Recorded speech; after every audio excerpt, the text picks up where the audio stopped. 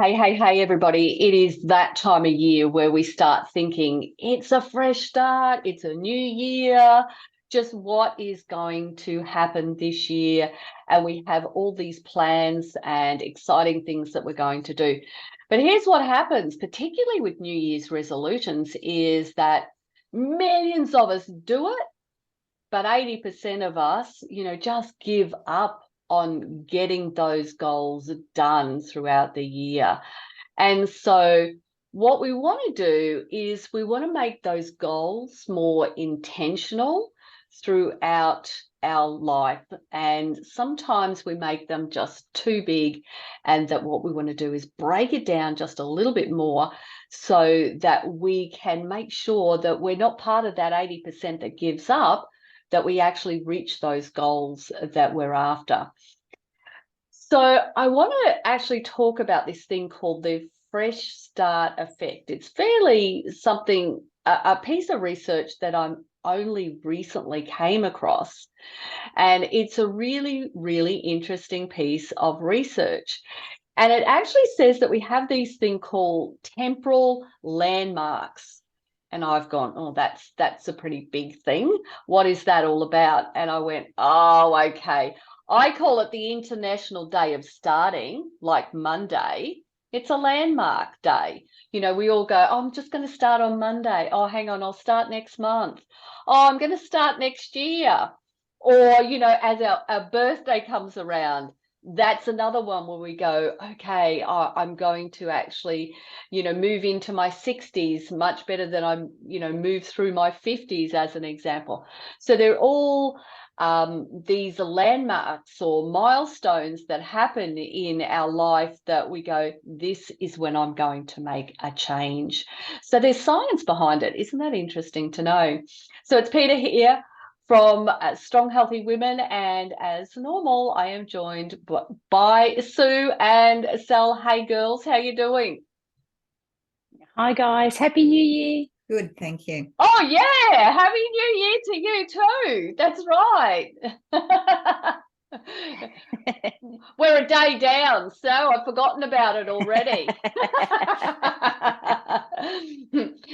So these landmarks, they're about, the end of something and the beginning of something new. And so what better time to be talking about new things, starting new things, being in a fresh start than today?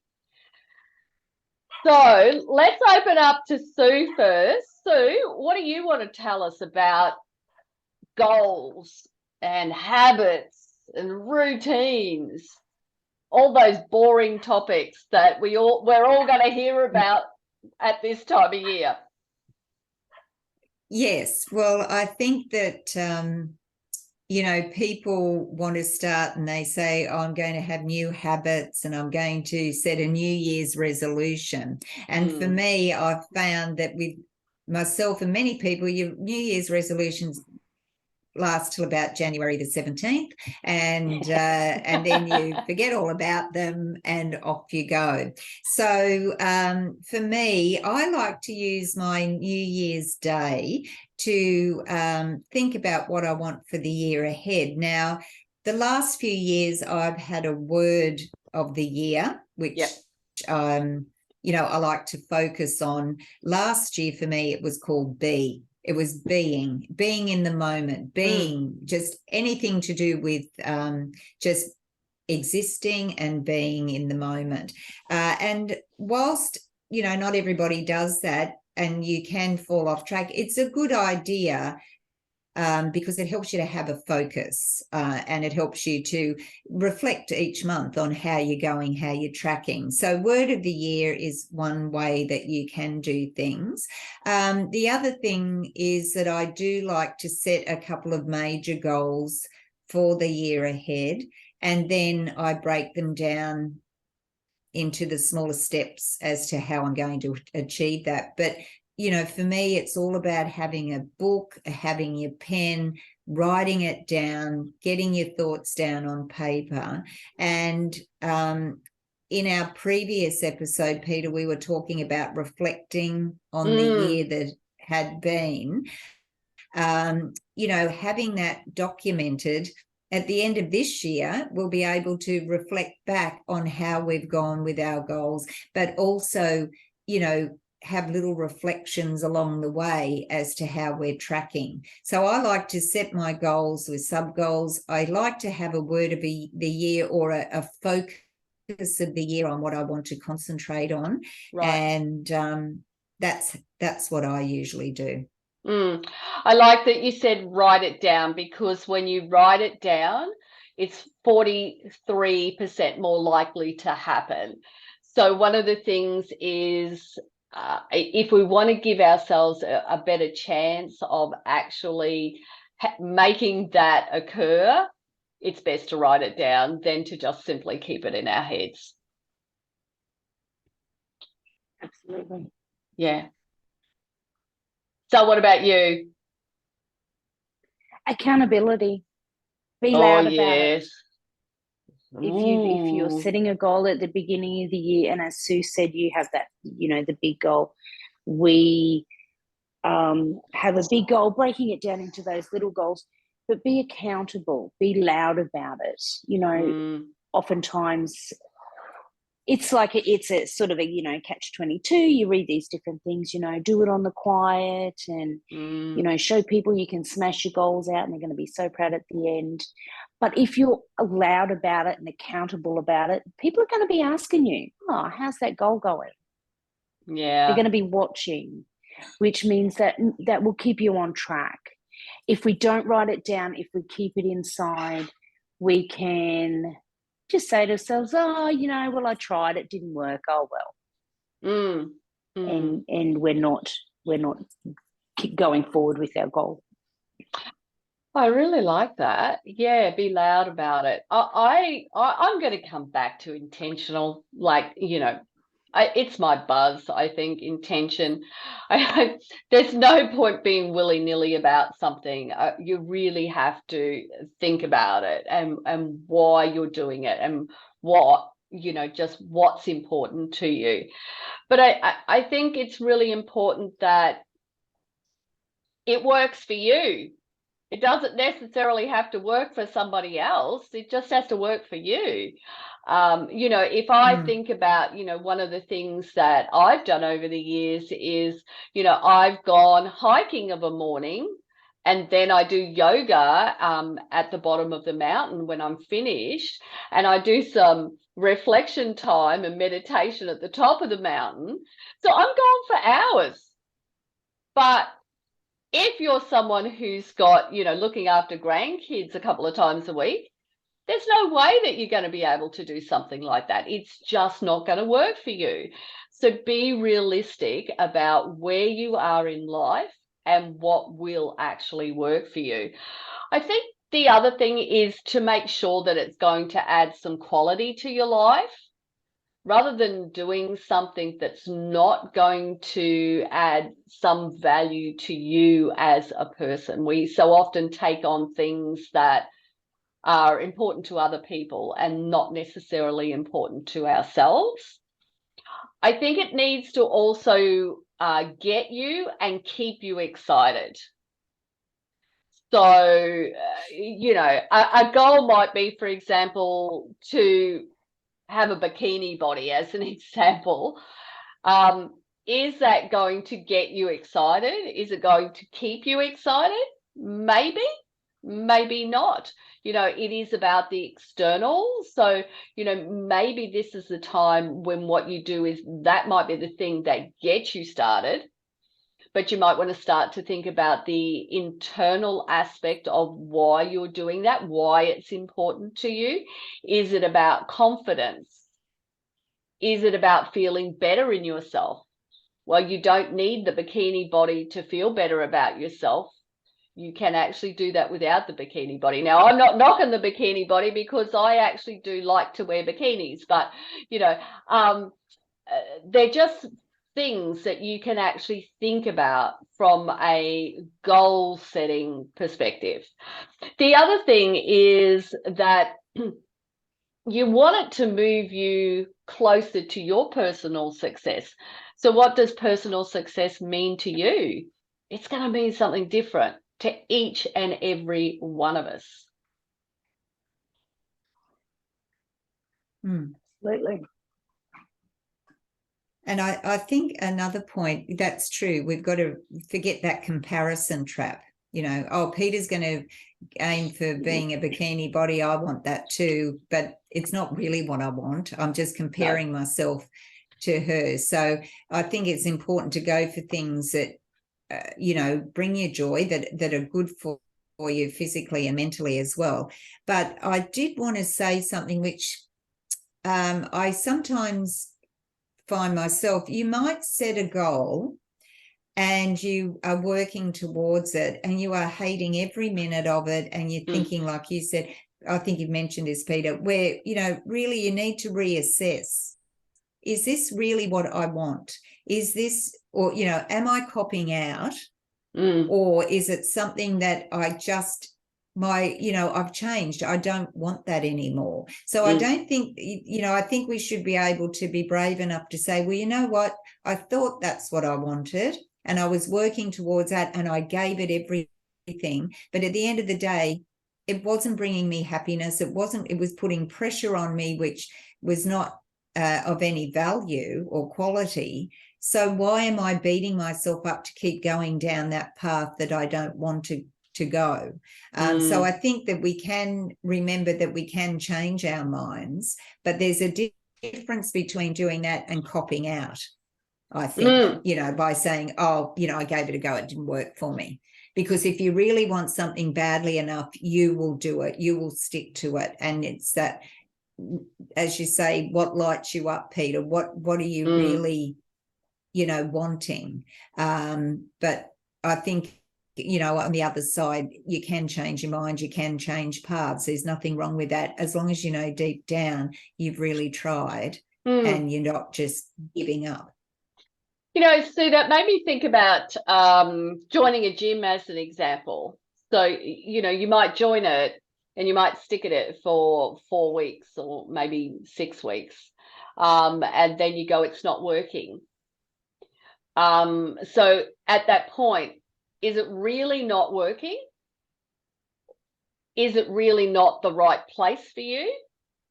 Or is it that you are actually not putting in what you need to put into that in order to make it work as well too? So often we can give up on something, you know, relatively early on, as opposed to sticking it out and questioning it from a different perspective. Absolutely. And sometimes too, I think, and you always see that graphic or that picture of the mountain and the person climbing the mountain, and you know, they're looking at the peak of the mountain, and you know, it's just too far. So we oftentimes have this goal. We have this goal that we want to reach, but that's what we're always focused on, instead of focusing on, as that graphic says, that first step. Yeah. So Peter, as you said, you know, getting into the gym, you're there for a month. Oh, you know, I don't like this or whatever. Have you put the work in? Are you focusing on just on that day? Yeah. Your goals for that day. You know, I know Sue, you said too, you break your goals down. You know, don't look at the peak of the mountain. Look at what you have to accomplish this week to get to that goal. And I also think that with goals, it is not just about health and fitness. It could be about career, or about, you know, having some volunteer work if you've retired, or it could be about relationships, or it could be about finances. It could be about your contribution to the world, or, you know, your spiritual being. There are just so many different categories that these goals can fit into. So we don't really need to focus on that one area. We can go, we want to focus on one area, but we want to think about the value that it's going to bring to all of these other aspects of our life, if we do this one thing. And, you know, you only have to think about someone as they're aging. You know, the one thing that everybody always comes back down is to that if I had good health, I could do so much more. And so health and well-being and our fitness is certainly that underpinning area that is important for us. And at this time of year, most of us start to think about that.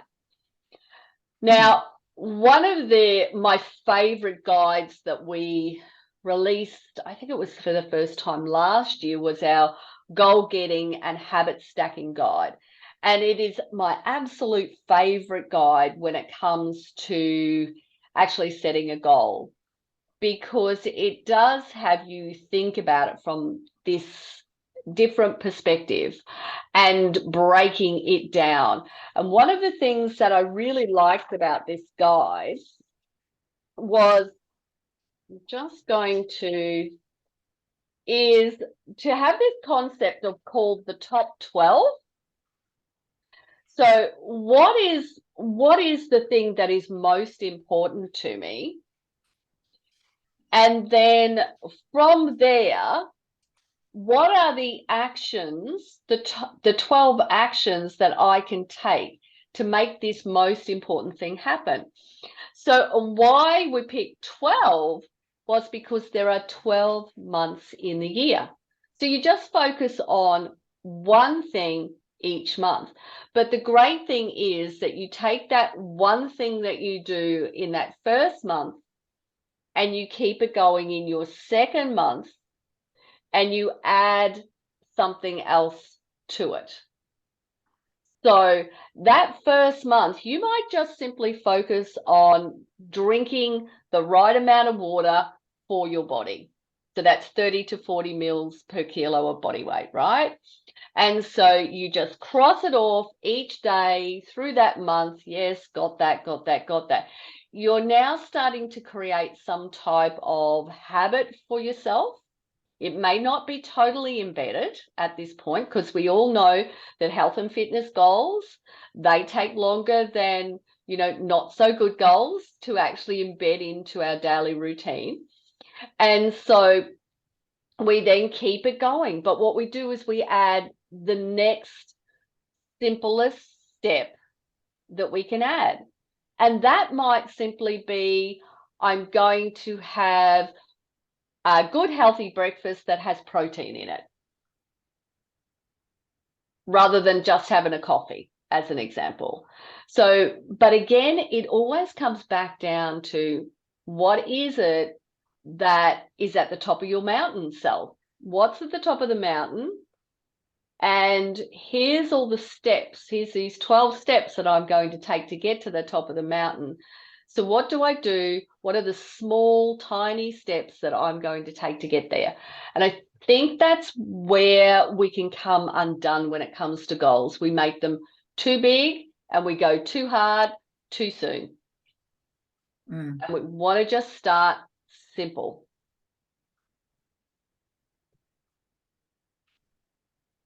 Absolutely. Bring it back to the simple, the basic, what you can do today, what you can do this week. Yep. And, you know, the other thing about goals as well, too, is if you don't do something, some action that you had planned on doing, don't beat yourself up about it. Just simply go, it is a new day. I didn't do it, but that's okay. I'm not any less a person because I didn't do it. What I'm going to do is I'm just going to do it tomorrow. I'm just going to, you know, focus on it tomorrow. Maybe even question yourself and ask yourself whether that thing that you were going to do that you didn't do, was it too big? Was that step too big?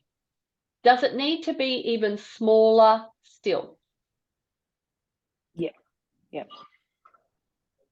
And also ask yourself, you know, if you don't get that goal that you've set for today, if you don't get it done and you're reflecting the next day, I know myself, and Peter and Sue know what I'm like. I always put everybody else first, you know? So, Yeah. you know, the kids need me to take somewhere. Okay, well, I had planned to go to the gym, but yeah, I'll take you here. Okay, I had planned to go for a walk, but yeah, I'll take you here. So if you don't get that goal done that day and you are reflecting, that's an important thing to reflect on too, I think. Did I put myself second that day? Yeah. Or did I put myself first? That's a really good point, Sal. Yeah. Ask yourself whether someone else was more important than you. I like that. That's great. So, have you got anything that you want to add when it comes to goals and habits? No, I think we've covered it all. I think that as you said, the big steps, but with the smaller ones, and maybe celebrate each step along the way. And that doesn't have to be with food. It could be, I don't know, going out and having 5 minutes to yourself. You know, if you're busy doing things for everybody else, a little treat for you might be just sit outside in the sunshine on your own, reading a book, or you know. So just have these little steps and reward yourself as you go along. Say, yeah, even if it's just ticking it off the list. I get great satisfaction of just putting a big tick against something that I've achieved. And that's a small thing. But I think that you've got to be doing that along the way to help you keep that momentum going. And as you said, don't beat yourself up if life gets in the way. But what I always come back to, you know, deep down, if you are giving your best. And if you've given your best, that's all you can do. If life's got in the way or whatever, and you don't do it for today, that's fine. But you know whether you've just said, I can't be bothered. And that's a bit different. So, you know, be true to yourself and be honest with yourself. Absolutely. I'm just going to write this down because there are two things there that you've said, and I don't want to forget them. I don't want my old brain to actually allow me to forget them. So, if you're actually seeing this online, you will see here where this was January last year for me, and you can see all my little coloured dots. That brought me great joy. Every single day that I actually did some form of strength training, I gave myself a coloured dot on my calendar. And that's a celebration in itself. And Sue, I love that you brought up the fact that we should celebrate those achievements. Don't skip that step, because that step is really important, because what it does is it sets off those happy endorphins in our body, which makes us feel good. And when we feel good, we want more of it. Whereas if we don't celebrate and we just go, oh yeah, I did that, we're not actually allowing ourselves to feel the happiness of what we've achieved. Now, coming back to you, Sal, one of the things that I thought of there is that we will never get the results that we want, because what happens is that we criticize ourselves. So when we are criticizing ourselves about not doing something, not achieving the goal, or, you know, putting others first, or whatever it happens to be, what we're doing is we're beating ourselves up all the time. You're not going to turn around to your best friend and beat them up. What you're going to do is you're going to say, that's okay. That's okay. Come on, what can I do to help you? Let's keep moving forward. So you're going to actually give that level of accountability and support to that person. And that's where we need to get in our minds as well too. Not allowing that person, that critic, to bring us down, but to allow that celebration, that person, to actually celebrate us. So I think if you think about it, you know, put those two people on your shoulders each and every day, the critic and your celebrator, and go, which one am I going to listen to? Am I going to listen to the critic, or am I going to listen to the celebrator? Definitely. And I think there's one other thing that I want to add is to make this new thing that you're going to do, this new thing that you're going to be adding into your daily routine, add it into something that you've already got going on, because that makes it easier. You know, the teeth cleaning is a classic example. We weren't born into this world knowing how to clean our teeth. We had to actually learn how to do that. And now we've got into the habit of doing it, and we do it each and every day. And so what we want to do is go, well, what is something that I do each day that I can tap or add this other thing into? Now, one of the things, Sal, was, I remember, I don't know whether it was, the year that was or the year that was before that. One of the things that you were talking about was that you'd got out of the habit of journaling. And I said, when did you do your journaling? And you said, oh, I do it in bed. And I said, oh, okay. And I said, and what's the last thing you do before you go to bed? And you said, I go to the toilet. And I said, and you wash your hands? And you said, yeah. And I said, put the journal next to your soap dish, in your bathroom, which is what you did. And it was that little reminder, it was that trigger. And that's what habits come down to, the trigger, or the cue, and then actually creating that habit and, giving yourself that reward. And it comes down to those three things. And if we can keep making them happen, then what happens is we stick at it. Yeah. Oh, brilliant stuff, ladies. I hope that you've enjoyed today. We have been talking about, just this year being a fresh start, trying to reach those goals that we want to reach, creating some type of routines and habits in our life.